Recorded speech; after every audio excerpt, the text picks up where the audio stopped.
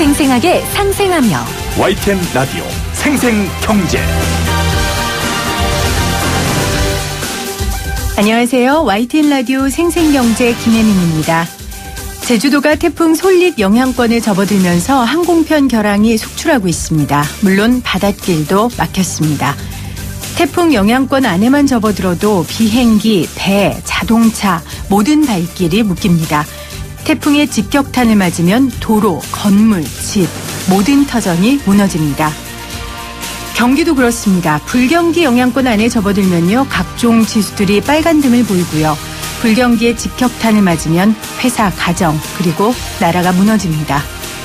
자연재해가 오는 것을 인간이 막을 수는 없지만 피해를 최소화할 수는 있겠죠. 하지만 불경기는 경기 정책과 세계적인 경제 환경, 또 국민들의 경제적 활동 등이 잘 어우러지면 어느 정도 막을 수는 있지 않을까요? 너무 낙관적인 소리라면요, 불경기의 피해를 최소화하기 위한 노력과 대책은 세울 수 있지 않을까요? 태풍이든 불경기든 잘 지나갔으면 좋겠습니다.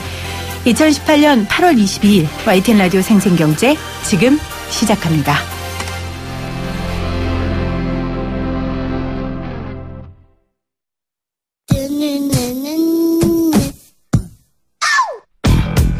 더 생생한 경제, 더 상생하는 대한민국. YTN 라디오 생생경제. 오늘 가장 중요한 경제 뉴스를 제일 생생하게 전해드리는 시간입니다. 제가 늘 앞에 오늘 가장 뜨거운 경제 뉴스를 전해드린다고 하는데요. 오늘은 뜨겁다라는 단어를 쓰기가 죄송한 그런 뉴스 소식입니다. 얼마 전에 저희가 제조업의 어려움 이야기하면서 인천 남동공단 이야기를 나눈 적이 있었습니다. 그런데 어제 참 안타까운 소식이 있었죠. 남동공단 안에 전자제품 제조회사인 세해전자 공장에서 화재가 났고요. 근로자 9명이 숨지고 6명이 다친 큰 사고였습니다. 세해전자는 자동차나 스마트폰에 쓰이는 인쇄회로 기판인 PCB를 만들어 왔는데요. 공장 내부에는 화학물질이 많았던 것으로 알려졌습니다. 아직 화학물질이 화재 원인이다라고 지적된 건 아니지만 화학물질이 공장 내에 워낙 많았기 때문에 화재를 확대시킨 건 아닌가, 이런 의혹들이 나오고 있어서요. 오늘 기업 내 화학물질 관리에 대한 이야기 좀 짚어보려고 합니다. 인하대 자연대 전 학장이시고요. 현재 인천시와 함께 기업 내의 화학물질 관련한 마스터 플랜을 수립 중이신 이익모 교수와 말씀 나눠보도록 하겠습니다. 교수님 안녕하세요. 안녕하세요. 먼저 이번 화재의 원인, 물론 정확한 조사 결과가 나와봐야겠지만 교수님은 어떻게 보시는지 좀 여쭤볼게요. 우선 이번 사고의 피해자들과 가족들에게 심심한 조의와 빠른 쾌유를 우선 기원드립니다. 보도에 따르면 타는 냄새가 나고 천장에서 불이 번진다고 한 것으로 보아서는 화학물질의 폭발 또는 인화로 시작된 것은 아니라고 생각되지만 네. 정확한 화재 원인은 당국의 발표를 기다려야 할 것으로 생각을 하고 있습니다. 네. 만약에 이게 화학물질로 의한 불이라면 어떻게 시작이 되나요? 아마 급작스럽게 큰 굉음이 일어나거나 아마 그랬을 것으로 생각이 그렇죠. 되는데요. 폭발 소리가 났겠죠. 예. 네. 그런데 지금 보도를 보면 교수님 말씀하신 것처럼 화학물질 때문에 시작된 화재는 아니지만 그 공장 내부에 휴대전화 부품 등을 세척할 때 사용하는 인화물질과 제품 포장용 박스가 쌓여 있었다는 증언이 있었거든요. 혹시 이러한 이유 때문에 화재가 좀 급속도로 퍼질 가능성도 있습니까? 아마 인화성 물질들이 그 현장에 있었다라고 한다면 네. 당연히 전파 속도에 아마 영향을 주었을 것으로 생각이 됩니다. 네. 불이 난 세일전자는 스마트폰의 전자회로 기판을 만드는 회사였습니다. 구체적으로 어떤 화학물질을 다뤘던 기업입니까? 제가 알고 있기로는 2016년도 화학물질 유통령 조사에 따르게 되면 네. 다양한 화학물질들이 사용되는 것으로 나와 있습니다. 상대적으로 사용량이 많은 강산과 강염기 물질을 비롯해서 알코올류, 과산화수소 등이 사용되고 있습니다. 네. 진화성이 있는 알코올을 비롯한 유기물질과 과산화수소가 옥내 저장소에 있는 것으로 알고 있는데 화재 장소인 4층에도 있었는지는 잘 모르겠습니다. 네. 지금 현재 교수님께서 남동공단에서 취급하는 화학물질을 조사 중인 것으로 알고 있는데요. 주로 예. 남동공단과 같은 곳에서 흔히 다루는 화학물질이라면 어떤 것들이 있습니까? 아직 인천시 관할 공단 등 화학물질 취급업소 현황을 조사 중인 관계로 결론적으로 말씀드리기는 어렵지만 선행 연구에 따르면 가장 많이 사용되는 위험물질은 강산 강염기이고 진화성 물질인 유기용제 등도 상당히 많이 사용되고 있는 것으로 알고 있습니다. 그러면 이런 위험한 화학물질들은 뭐 따로 관리를 합니까? 예, 법적으로 특별히 신경을 써서 관리를 해야 되고 시설을 갖춰야 된다라고 하는 의무가 있습니다. 그런데 이번 화재뿐만 아니라요. 이제 그 전에 화학물질 때문에 일어났었던 화재 사건들이 몇 번 있었잖아요. 예. 우리나라에 말씀하신 대로 분명히 화학물질을 다루는 법이 있고 안전관리를 해야 되는 건데 왜 자꾸 이런 화재가 나는 걸까요? 제가 알고 있기로는 이 화학물질 관리와 관계되는 주요 법안이 네. 화학물질관리법, 화학물질 등록 및 평가 등에 관한 법률, 산업안전보건법, 고압가스관리법, 위험물관리법 등이 있고 네네. 기타 관련된 법까지 고려하게 되면 약 16개 정도의 법안이 존재하고 있습니다. 16개나 있습니까? 예, 그렇습니다. 네. 근데 그러면 법안도 16개나 있고 법안이 있다는 건 관련 할 수 있는 처벌도 있다는 건데 왜 이렇게 사고가 나는 걸까요? 안전의식의 문제일까요? 예, 제 생각은 그렇습니다. 법안과 처벌이 16개 정도의 법안이 있기 때문에 허술하다라고 할 수는 없고 다만 안전이라는 그런 속성이 사고가 나기 전까지는 필요 없는 것으로 받아들이고 쓸데없는 것에 쓰는 손비처럼 생각하고 있는 안전의식이 가장 큰 문제라고 생각합니다. 최근에 많은 법안 등을 통해서 법적 체계는 세계적 수준에 접근하고 있지만 운영의 주체가 되는 사람의 안전의식이 아직 충분히 성장하지 않은 것으로 생각합니다. 따라서 안전에 대한 투자는 단순한 손비가 아닌 사고 발생 시 기업의 이미지 손상과 물적, 인적 피해를 고려한다면 절대로 필요한 투자임을 기업과 관련된 모든 분들이 인식하시는 것이 매우 중요하다고 생각합니다. 네, 교수님, 저희가 이제 제조업의 어려움 이야기를 이제 며칠 전에도 다루면서 인천 남동공단 이야기를 했거든요. 근데 대부분 인천 남동공단에 입주한 기업들이 중소기업들 아닙니까? 그렇죠? 맞습니다. 예. 그래서 그러다 보니까 당연히 안전에 대한 투자가 있어야 하는데 요즘 같은데 하루하루 먹고 살기 힘드니 이제 아무래도 그런 부분에 대해서 소홀하게 되는 게 현실인 것 같습니다. 이런 거 보면 참 안타까우시겠어요. 맞습니다. 예. 네.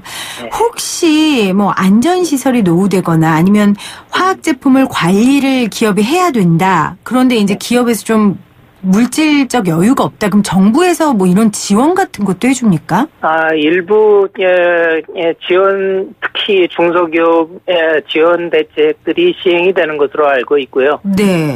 다만 그러한 지원책이 한정되어 있다라고 하는 것이 또한 문제라고 생각이 됩니다. 지원책이 한정되어 있는 것도 문제다. 그렇죠. 사고는 어디서 어떻게 언제 날지 모르는 거니까요.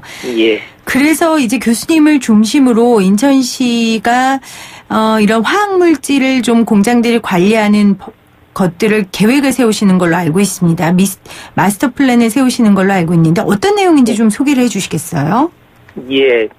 기본적으로 다양한 부처에서 확보하고 있는 이 화학물질과 관련된 통계 체계가 통일되어 있지 않고 기업의 변동이 심화해서 현황 파악에 어려움이 많은 현실이 있습니다. 네. 따라서 이러한 현실을 파악하기 위해서 현황 파악, 특히 소규모의 현황을 최대한 현실성 있게 파악하고자 노력하고 그게 있습니다. 제일 중요하죠. 현실성 맞습니다. 있게 파악하는 거예요. 네네. 예. 그리고 현재 유통되고 있는 화학물질이 4만여 종에 달하고 있기 때문에 모든 화학물질의 관리 방안을 세우는 것은 효율적이지 않다고 생각을 합니다. 네. 따라서 화학사고 걱정 없는 안심사회를 실현함으로써 시민의 안전을 확보하기 위하여 사용량과 사고 위험도가 높은 화학물질을 선정을 하고 이를 바탕으로 지역에 있는 주민을 포함하여 관계자들이 쉽게 할 수 있는 이러한 위험물질을 관리하는 효율적인 체계를 제안하고자 하고 네. 사고 시에 주민의 대피를 유도하는 개선된 방법, 안전의식을 개선할 수 있는 안전교육의 체계, 네. 이 모든 것을 관장할 수 있는 인천시 내의 관리 체계를 제안하고자 계획을 하고 있습니다. 네, 그 교수님이 말씀 주셨어요. 4만여 종에 달하기 때문에 이 모든 화학물질의 관리 방안을 세우는 것은 효율적이지도 않고 현실적이지도 않고요. 그래서 맞습니다. 일단은 시민의 안전을 확보하기 위하여서 이제 사용량과 사고 위험도가 높은 화학물질을 선정하고 또 그 근방에 있는 주민들에게 좀 경고하고 또 어떻게 관리해야 되는지 알려주는 것, 이제 그런 것들을 계획을 세우시는 건데, 그럼 이 마스터 플랜을 세우시는 분들은 어떤 분들이 계십니까? 교수님처럼 화학물질의 전문가도 계실 테고요. 예, 기본적으로는 이 화학물질의 기본 특성을 잘 이해하시는 그러한 분들, 그리고 인천시에서 이러한 물질들을 직접적으로 관리하고 계시는 이 행정 능력이 있는 여러분들, 네, 네. 그리고 연구직에 종사하고 있는 여러분들이 이 프로젝트에 참여를 하고 계십니다. 네, 아유, 잘 진행됐으면 좋겠네요. 그러면 이제 마스터 플랜이 세워지면요, 네. 실질적으로 이 기업들은 어떤 변화를 갖게 됩니까? 화학물질을 취급하는 기업들이요. 예, 이 마스터 플랜을 통해서 모든 사고를 막을 수 있으면 좋겠지만 네. 사실은 뭐 그런 불가능하죠. 불가능한 네네. 일이고요. 이 마스터 플랜에서의 기본 한계를 이해를 해주셨으면 좋겠는데요. 이 화건법이라고 하는 것들, 화학물질 관리법이라고 하는 것이 도입이 되면서 지자체의 관리 권한이 환경부로 넘어갔습니다.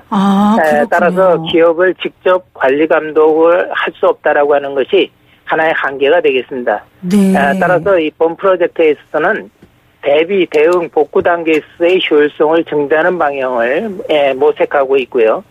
다만 이러한 것들이 효율적으로 진행되기 위해서 기업들의 안전의식 향상을 위한 교육을 제공하고 네. 기업이 참여하는 공단 내 의용소방대 같은 다양한 대응 체계를 권장하고 자율적인 안전체계의 수립을 위해서 민관, 학, 주민이 참여하는 소통 창구인 리스크 거버넌스 같은 것들을 활용하도록 하여 안전을 우선시하는 기업 문화 정립을 유도하고자 노력하고 있습니다. 근데 교수님, 그 관리 권한이 지자체에서 환경부로 넘어가면 정말 그 수많은 기업들과 4만여 종에 달하는 화학물질을 더 관리할 수 없는 거 아닙니까? 예, 옛날에는 유해 화학물질 관리법이라고 하는 것을 통해서 지자체에서 관리를 했는데 네.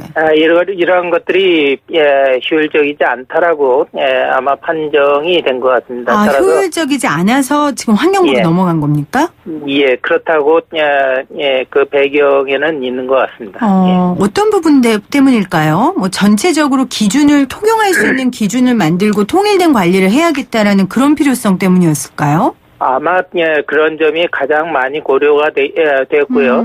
아마도 세계적인 그런 수주 그 정보들을 받아들이고 그 다음에 시행하는 데 있어서는 지자체보다는 훨씬 더 중앙정부가 효율적이라고 생각을 했던 것 같습니다. 그러니까 중앙정부가 한다는 건 그만큼 이제 중요성을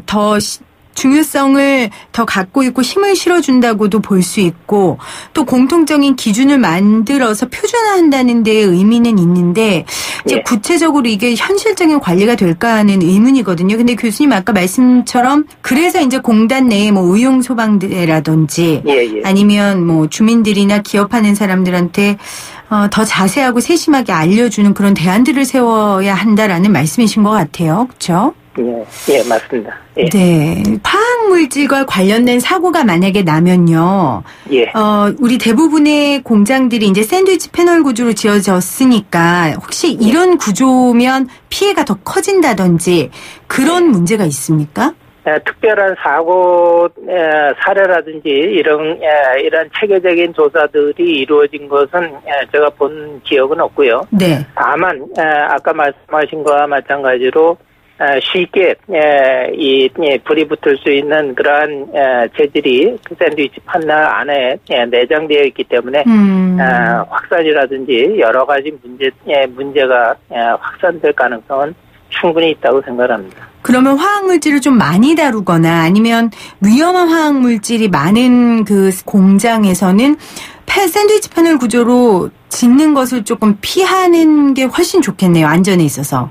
큰 사고들을 방지하는 데는 도움이 될 거라고 생각이 됩니다. 네. 실제 화학물질을 다루는 공장에서는 실질적으로 현장에서 적용할 수 있는 정확한 기준을 가지고 명확하게 해야 되고요. 무엇보다도 화학물질을 다루는 사람의 안전 의식이 중요하지 않을까 다시 한번 생각해 봤습니다. 교수님 오늘 인터뷰 고맙습니다. 예, 감사합니다. 지금까지 인하대자연대 전 학장이시자 현재 인천시와 함께 기업 내의 화학물질 관련한 마스터 플랜을 수립 중이신 이익모 교수와 말씀 나눴습니다.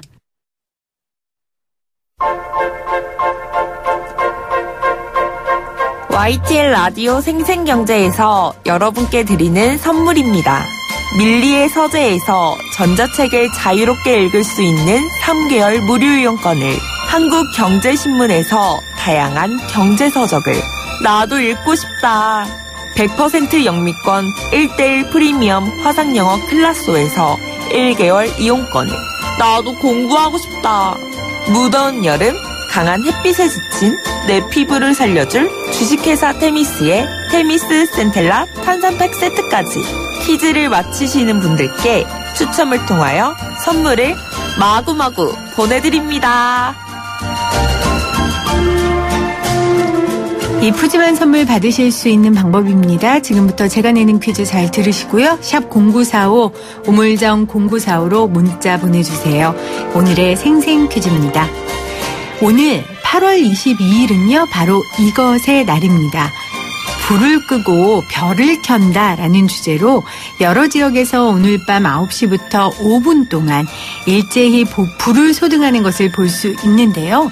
이번 여름은 역대 최고 일수 폭염이 지속되면서 전력 수요량 또한 급증했습니다. 더욱 많이 에너지를 사용한 만큼 오늘 9시에는 지구를 위해 다 같이 소등 행사에 참여해보는 것도 좋을 것 같습니다. 여기서 오늘의 생생 퀴즈입니다. 이것의 중요성과 화석 연료의 과다한 사용으로 인한 지구온난화 문제 등에 대해 인식을 제고시키기 위해 제정된 이 날은 무엇일까요?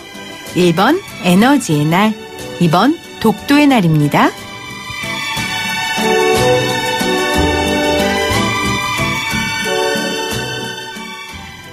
생생하게 상생하며 YTN 라디오 생생경제는 방송통신위원회의 방송통신발전기금을 지원받고 있고요. 포스코와 함께합니다. 저는 2부에 다시 올게요.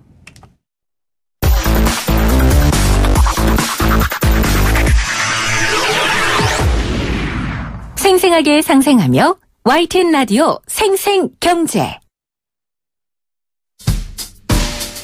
을이 웃어야 한국 경제가 살아난다. 으라차차 상생경제.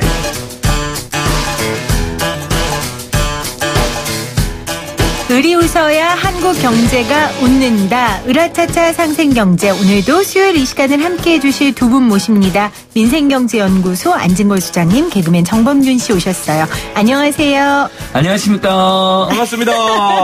오랜만입니다. 3주 만에 듣는 이 인사. 네. 예. 안녕하십니까. 안녕하십니까. 그리웠어요. 그러게요. 저도 너무 그리웠는데, 예.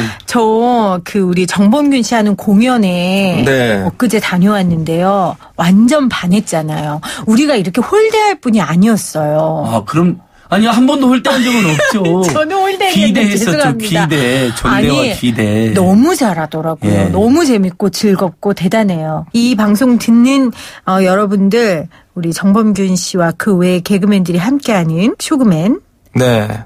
기회 되시면 많이 찾아가시고 저도 응원해 9월 주세요. 안에 네. 반드시 가겠습니다. 자, 오늘 으라차차 주제로 넘어가야 할 것 같은데요. 그냥 우리 소개를 정범균 씨가 바로 해주면서 본격적으로 시작하도록 하겠습니다. 범균 씨 소개 부탁해요. 여기 참 이상한 선생님이 있습니다. 너그 아버지 뭐 하시노? 여기 참 이상한 학생도 있습니다. 웃다 따와. 그런데 전국에 참 이상한 대학은 더 많습니다. 젊음과 열정으로 가득 차야 할 캠퍼스를 사학비리로 채운 대학들. 그들 중 한 곳과 싸워 당당히 승리를 거두신 분입니다. 상지대학교 비상대책위원회의 공동위원장 방정균 교수님이십니다. 어서 오세요. 반갑습니다. 예, 반갑습니다. 지금은 비상대책위원회가 이제 해체가 됐습니다. 네. 학교가 정상화돼서 공동위원장이 아니고요. 그러면 뭐라고 소개할까요, 교수님? 교수로 있고요. 전 비대위원장이라고 하시면 됩니다. 이게 참 의미가 있어요. 전과 현은 얼마나 큰 차이입니까? 이 비상대책위원회에 전자를 붙이기까지 얼마나 많은 분들이 애쓰시고 노력하셨을지 이야기를 우리가 들을 텐데요. 먼저 교수님 상지대에서 어떤 과 교수님이세요? 예, 저는 상지대학교 88년도에 1기로 입학을 했고요. 네. 모교를 졸업하고 지금 모교에서 한의대에서 원전학 강의를 하고 있습니다. 오, 한의사님이세요, 한의사님. 원전학. 근데 원전학은 뭐예요? 그러니까 한의학 원전. 예, 한문으로 되어 있는. 원본. 예. 막 동의보감, 본초 강목 뭐 이런 것들 다. 저는 그거보다 더 원론적인. 나도 그러면 이제 남한거가 아니죠? 이재마죠? 우리로 따지면 이재마, 태양이 이재마 시진 거죠? 사상학. 예. 사실 사학비리 투쟁 이런 쪽 하면 뭐 문과대나 사회학과나 철학과 뭐 이런 쪽 교수님들이 하실 것 같은데 어떻게 한의대 교수님이 사학비리 투쟁에 앞장서게 되셨어요? 제가 사실은 학교에 입학을 하고 나서 바라본 대학은 좀 정상적인 대학이 아니었습니다. 네. 그 중간에 제가 한 학기를 마치고 군대를 갔다 왔고요. 근데 갔다 와서 91년도 복학을 했는데 여전히 학교가 정상적이지 않았었죠. 그래서 그 당시 교수님들과 학생들이 비리재단 퇴출을 위한 여러 가지 활동들을 하셨고 그 결과 93년도에 학교가 1차로 정상화가 됐습니다. 네. 그 과정에서 제가 학생 또 조교 그리고 2002년도에 모교에 부임해서 발령을 받았는데요. 이런 과정을 거치면서 학교가 혼란 속에 있다가 정상화가 되면서 발전하는 모습을 보아왔었는데 2010년도에 또다시 이명박 정권 때 학교가 무너지는 모습을 보면서 이대로는 있을 수 없겠다라는 생각이 들어서 같이 하게 되었습니다. 아니, 그 사학비리의 대명사라고. 아니 그러니까요. 지금 93년이요? 예. 93년도에 제가 아직도 그때 제가 대학생이었거든요. 네. 진짜요? 당시에 김영삼 정부에서 역사 바로사하기도 하시면서 95년도에 전두환 노태우 구속도 시켰고 그전에 93년도에는 제일 먼저 문민정부 사정 1호로 사학비리 대명사인 당시 상지대 김문기 총장을 퇴출시키고 구속시키고 이렇게 해서 이제 전국의 모범적인 대학으로 이렇게 거듭나고 발전하고 있었거든요. 네. 그런 대학들이 전국에 많이 있었습니다. 사학비리 시달렸던 뭐 상지대도 있었고 덕성여대도 있고 조선대도 있었고 수원대도 있었고 그런데 이제 이명박 정부 박근혜 정부 들어서 가지고 그 옛날에 비리재단들이 그 보수적인 정부의 후원하에 다 복귀한 것입니다. 그래가지고 상지대에서 또 상지대 구성원들과 원주 지역의 시민사단체들이 거기에 맞서 싸우다가 고소 고발 당하시고 엄청 고생을 하셨는데 촛불시민혁명의 힘이 정말 컸던 것 같습니다. 촛불시민혁명 이후에 다시 세상이 좋아지고 정부가 정상화되면서 비리재단 다시 이제 퇴출하는 작업들이 이루어지고 있는데 이제 상지대가 첫 번째로 얼마 전에 이제 그 김문기 전 총장 퇴출에 이어서 그 임시사들이 있었거든요. 임시사요? 예, 임시사. 왜냐하면 이제 비리를 많이 저지르면 그 김문기 총장과 함께했던 비리를 저지르거나 파행을 했던 이사들을 해고하고 교육부가 임시이사를 보냅니다. 네, 임시이사. 네. 근데 그러면 임시체계잖아요. 학교가 정상화되는 과정인데 근데 그 임시이사가 정이사로 바뀌어야 됩니다. 정식이사로. 그럼 학교 완전 정상화된 건데 며칠 전에 상지대에서 이제 정의사가 다 선임이 됐습니다. 아니 나는 지금 너무 충격을 받은 게요, 교수님. 이게 93년 그러니까 입학할 때 93년 정상화된 거니까 그 이전 입학하실 때부터 이 역사와 전통을 자랑하는 비리 대학이었던 거네요. 예. 뭐 김문기 씨는 그 당시 인구에 회자되기를 뭐 사학비리 종합 선물 세트라고 호칭이 되기도 했습니다. 어떤 것들이 있었습니까? 그러니까 김문기 씨는 사실은 그 청암학원 원주대학에 72년도에 임시이사로 파견되어서 왔다가 74년도에 그 당시 민관시 교육부 장관 등 하여튼 이 정부의 그 뒷배를 타고 학원을 강탈합니다. 강탈하고 본인이 이사장이 되고 그러면서 상장으로 명칭을 바꿉니다.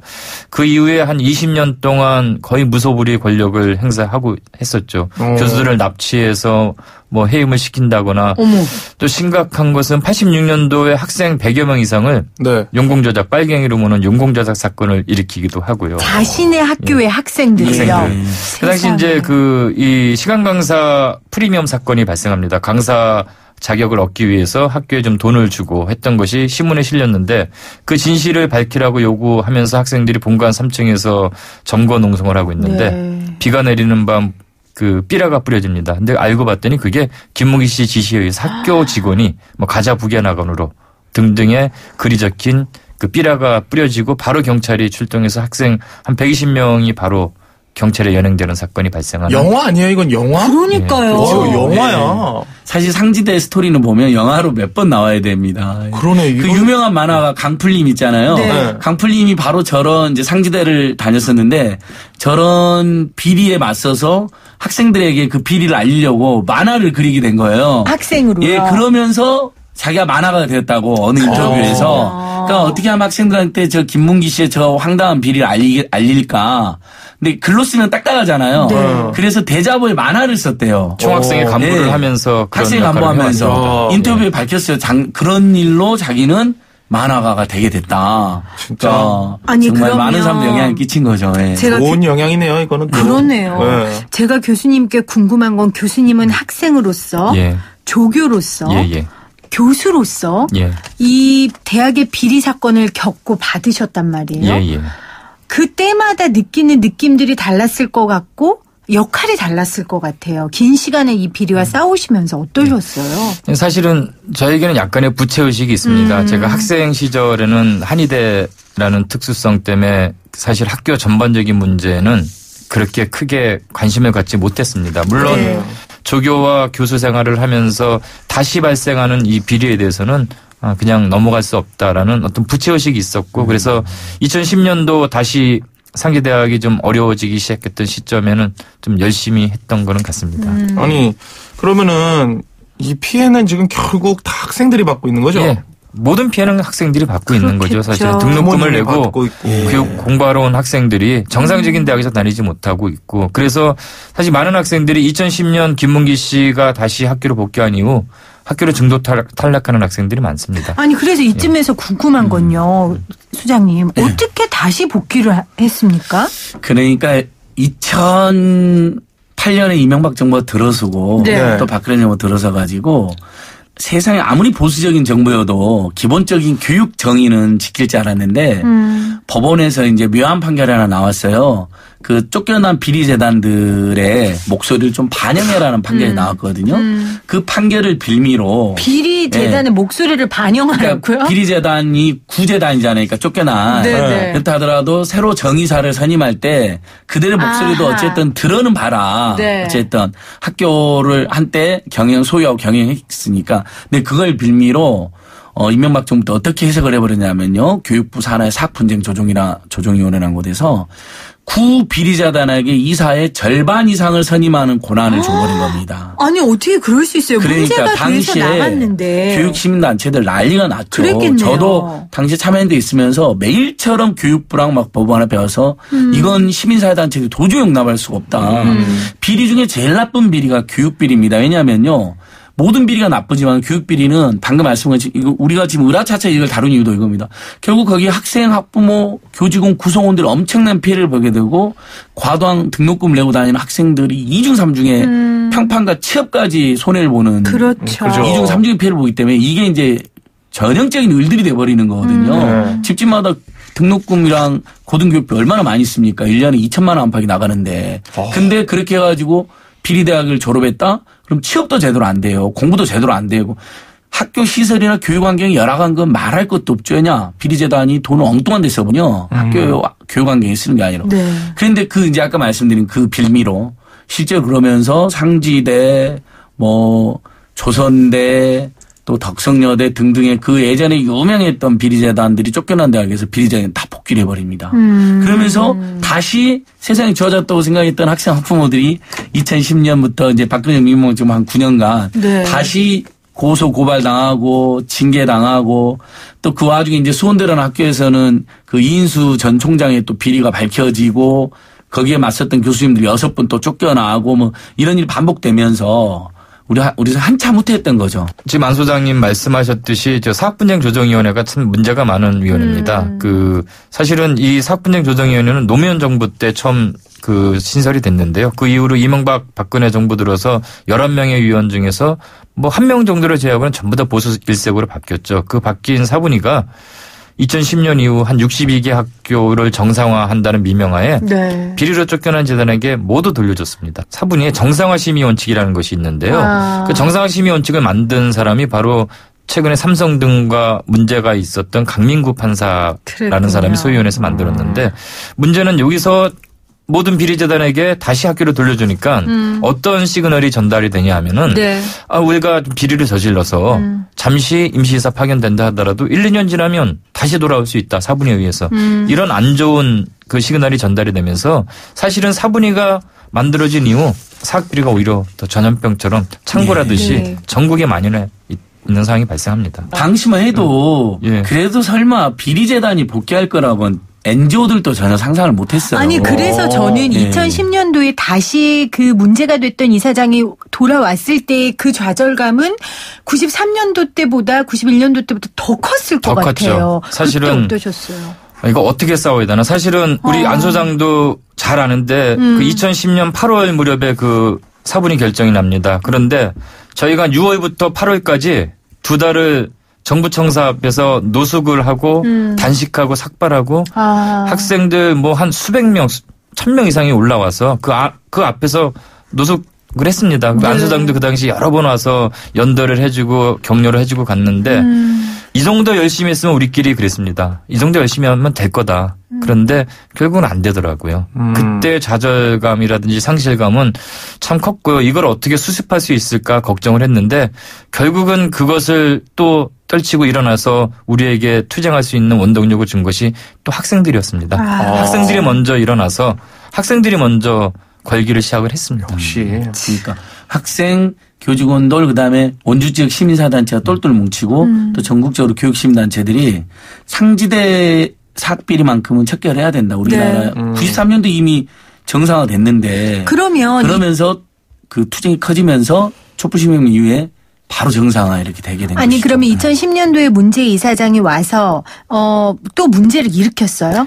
어떤 일들을 해서 사실 보통 2010년 한 번 저렇게 잘리고 하면 그러니까요. 이제 좀 다시 몸조심하지 와서 않나? 이게 아니 회개하고 그지. 다시 태어나든가? 그러니까 상상을 초월합니다. 또 일을 저질렀어요. 그러니까 사실은 이제 2010년도 9명이 이사 정수인데 과반을 주진 않았습니다. 김문기 측에게 4명을 주는데 본인이 물론 들어오려고 그 본인을 후보로 추천했는데 사분위에서 차마 김문기 씨를 이사로 선임하지는 않고 그 둘째 아들을 선임을 했는데요. 네. 2010년도 들어와서 야금야금 이사회를 이제 장악을 하더니 급기야 2014년 8월 14일입니다. 둘째 아들이 자기 아버지를 총장으로 선임합니다. 이사장이 아니고.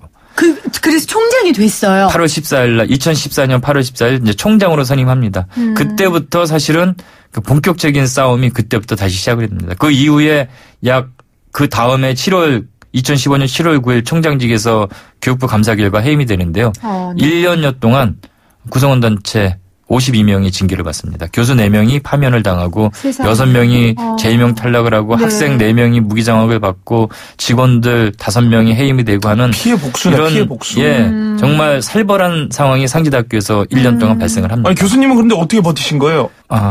사실 옆에 그 교수님들도 계시고 우리 직원 선생님도 계셔서 학생들이 있고 하니까 뭐 외롭거나 힘들거나 그러진 않았고요. 오히려 이렇게 파면을 당하고 잘리고 나니까 수업에 대한 부담이 없으니까 시간이 많이 남더라고요. 예. 더 열심히 싸웠습니다. 반 교수님도 징계당하고 네. 파면당하고 그다음에 이제 교육부에 그거 시정해달라고 집회했다고 또 그걸로 기소당하고 엄청 고생하셨죠. 아니 그러면은 다시 2018년 들어서 정상화되면서 다시 복귀하신 거죠? 예. 그 파면당하고 했던 모든. 파면당하고 그 다음에 2016년도에 복직을 했고요. 그 사실은 이제 저희가 정상화되는 과정은 그 2010년 사분위가 결정을 했을 때 큰 그 법적 하자를 남깁니다. 뭐냐면 지금 사립학교법상 반드시 개방이사를 선임하게 돼 있는데 사분이가 그 당시 상지학원에 정이사를 선임하면서 개방이사를 선임하지 않았어요. 근데 이게 우리 학교만 그런 것이 아니고 그 당시 한 57개 학교에 개방이사를 선임하지 않았습니다. 그런데 유일하게 행정소송을 제기한 학교가 상지대학교가 유일했어요. 그것이 한 6년 정도의 시간을 끌다가 2016년 10월 27일 날 대법 판결에서 2010년 그 사분위 결정이 취소가 됩니다. 그 과정을 거쳐서 임시이사가 파견이 되고 아까 안 소장이 말한 대로 지난 8월 6일 날 1년의 시간이 거치면서 사분위에서 다시 정상화를 했던 겁니다. 아니 그러면 문재인 정부 출범을 했더니 이제 좀 됐잖아요. 그러면 이 사학비리 대학을 어떻게 하면 좀 근절할 수 있어요? 이거 어떻게 해야 되는 겁니까? 사립학교법상 개방이사가 그 대기업들을 감시할 수 있도록 사회이사를 의무적으로 선임하는 것처럼 외부에서 그 양심적인 분들이 사립학교는 공공적인 곳이기 때문에 또 그런 비리나 그 전행을 못하도록 견제하는 역할을 해라는 건데 네. 상지들이 그걸 안 해가지고 이제 문제가 됐던 건데요. 지금 이제 문재인 정부 교육부에서는 사학혁신위원회라는 걸 설치를 했습니다. 교육부 산하에. 사학혁신위원회요. 예. 그래서 지금 정상화된 덕성여대의 이사장을 맡고 있는 박상임 이사장님이 사학혁신 이사장도 맡고 계세요. 그러니까 문재인 정부 들어서서 이제 다시 덕성여대 상지대, 조선대 등이 다 정상화 다시 되고 있는 겁니다. 그다음에 이제 지난 10년 동안 가장 사학비리 유명한 데가 수원대학교였어요. 네. 5주 가면 얼마 전 7월 20일 날 등록금을 환불해라는 대법원 판결이 나왔습니다.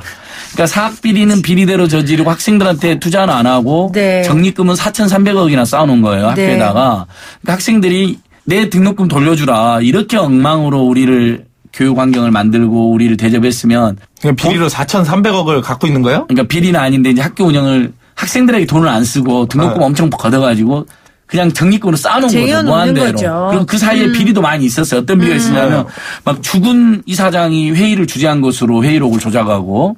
죽은 사람이 회의를 했다고? 수원대 이인수 전 총장의 그러니까 영화라니까 영화. 이게 전부 우리는 지금 방 교수님하고 저하고는 다 그 교육부에서 이게 지금 진짜 있는 일이에요? 지금 영화가 아니고? 교육부에서 확인된 팩트만 말씀드리는 겁니다. 방송이니까. 그러니까 오죽하면 그 등록금을 돌려주라고 했겠어요. 1인당 30만 원에서 90만 원 돌려줘라는 판결이 나왔어요. 오죽하면.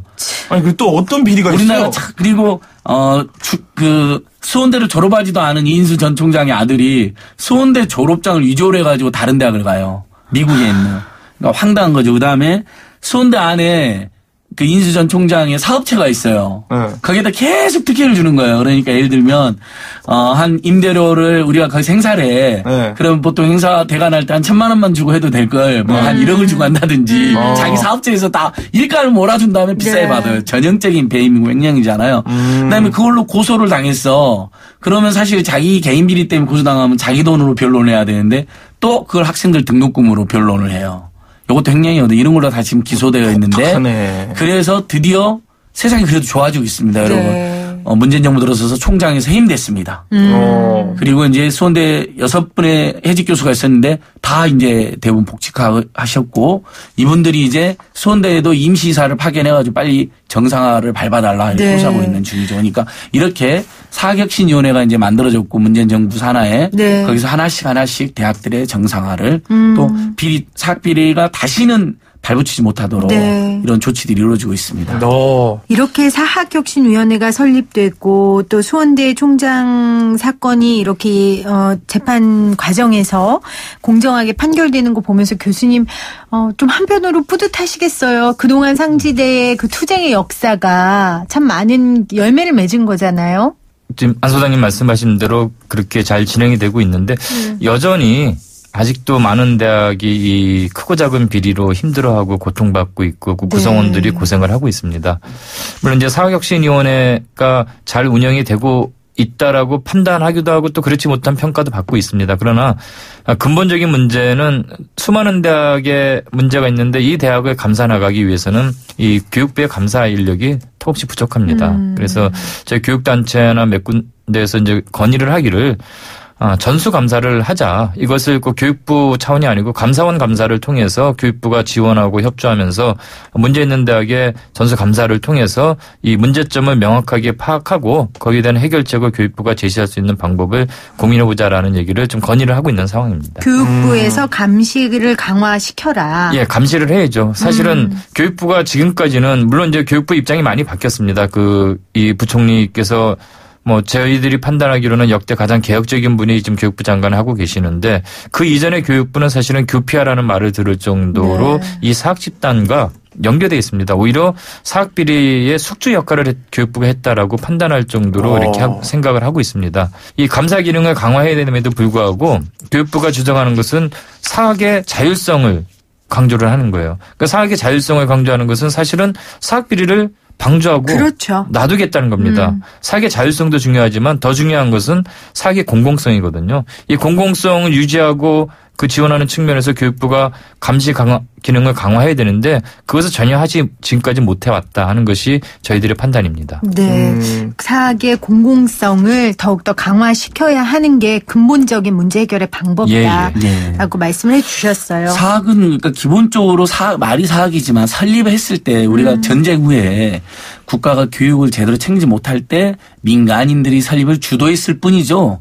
그 사학의 운영은 거의 100%가 학생들의 등록금하고 그렇죠. 국민들이 낸 기부금 그 있잖아요. 예를 들면 어떤 김밥 할머니께서 평생 모은 재산을 어느 대학에 기부 이런 돈들이에요. 그다음에 정부 지원금, 그다음에 세금도 직접 지원이 됩니다. 각 대학마다 최소 몇 억에서 많게는 몇십억까지도 그러니까 좀 더 양질의 교육을 해라 인재를 지원해서 각종 지원 세금이 투입되는 곳입니다. 그러니까 교육 자체가 공공적인 데다가 거기에 학생 학부모들의 그 힘들게 번 등록금과 그 김밥 할머님들 같은 분들의 그 소중한 기부금 그다음에 국민의 세금 직접 지원되는 곳이 당연히 가장 투명하고 모범적으로 운영이 돼야 되는데 그동안 오히려 비리가 나고 전행이 저질러지고 학생들이 거기서 뭘 배우겠습니까? 세상에. 그런데 처벌도 비리 배울 수 있지. 비리를 배워버려요. 그러면 안 그다음에 되잖아요. 심지어 처벌도 안 되는 거 보고 복귀하는 거 보면서 권선징악이나 사필규정이 아니라 악한 놈이 이기는구나. 권력 있는 놈이 이기는 이런 잘못된 시그널을 주는 거예요. 얼마나 황당합니까? 큰 배움터라는 대학에서. 그러니까 맞습니다. 저는 예전부터 제 지론이 모든 비리 중에 교육 비리가 제일 나쁘다. 이것만큼 우리 사회에 용납해줘서는 안 된다. 학생들 학부모들에게 엄청난 등록금과 교육비 고통을 주고 또 정신적 충격을 주고 또 비뚤어진 가치관을 잘못하면 심어줄 수가 있다. 자, 오늘 상지대 40년 넘는 투쟁의 역사 이제 다시는 정말 반복되지 않기를 바라고요. 우리 교수님 그동안 투쟁하셨고 애쓰셔서 이렇게 나오셨는데 마지막으로 한 말씀 정리해 주신다면요. 저희가 꼭 하나 주장하고 또 정부에 또 국회 이건 국회가 해결해야 할 부분입니다. 그것은 문제가 하나는 사립학교법 개정입니다. 사립학교법 개정을 많은 부분을 할 수가 없다면 단 한 가지라도 해주길 강력하게 원합니다. 그것은 바로 대만 사립학교법에 있는 원스트라이크 아웃제입니다. 그러면 비리를 저지르면 다시는 이 교육계에 발을 못 붙이게 하는 원스트라이크 아웃제. 이것을 반드시 사립학교법 개정을 통해서 국회가 꼭 이루어지기를 간절하게 요청합니다. 좋네. 저는 으라차차 하면서요. 아니, 이렇게 당연한 것들이 왜 지금까지 안 되고 있었단 말이야? 이런 생각들을 정말 많이 해요. 오늘, 말씀하신 것처럼, 상지대에게 끝난 얘기가 아니고요. 다른 학교들 아직도 많은 과제가 남아 있습니다. 그런 부분에 대해서 사회가 관심 갖고 정부에서도 노력해 주시길 다시 한번 부탁드릴게요. 오늘 으라차차 민생경제연구소 안진걸 소장, 개그맨 정범균 씨, 그리고 상지대학교 비상대책위원회의 공동위원장 방정균 교수였습니다. 고맙습니다. 감사합니다. 힘내십시오. YTN 라디오 생생경제 여러분 함께 하셨어요. 오늘도 퀴즈 정답 많이 보내주셨는데요. 저희가 처음 문자 보내주신 분들은 새싹 표시가 납니다. 그래서 오늘 새싹 정답자들이 굉장히 많습니다. 2529님 에너지의 날입니다. 6576님 에너지의 날. 5166님 1번 에너지 절약입니다. 아자아자. 4858님 에너지. 우리 딸이 남동공단에서 일하는데 뉴스 보고 얼마나 놀랐는지 몰라요. 정말 그러셨겠어요. 요즘처럼 사건 사고 많은 때는 저도 우리 가족 근교나 그 주변에서 일어난 사건, 사고 소식 들으면 너무 겁나더라고요. 4858님 그래도 아무 일이 없어서 정말 다행입니다. 7939님 에너지의 날 우리 모두 에너지 절약합시다. 5359님 에너지의 날 저도 오늘 저녁에 별 구경하려고요. 물론 전기는 끄고요. 0060님 안녕하세요. 오늘 휴일이라 엄마가 즐겨받는 방송을 함께 듣게 되었는데요. 여러 가지 정보도 함께 주셔서 유익하고 감사합니다 하셨네요. 엄마가 즐겨 듣는 방송을 같이 듣는 자녀라 멋집니다. 부럽습니다. 9871님 에너지의 날입니다 보내주셨고요. 9385님 또 0060님 1820님 모두 정답 보내주셨어요. 오늘 9시래요. 오늘 9시에 5분 정도 소등하는 것 지구를 위해 우리가 할 수 있는 최소한의 일이니까요. 여러분들 함께 참여해 주시기를 부탁드립니다. 오늘도 함께해 주신 여러분 감사합니다. 저는 내일 올게요.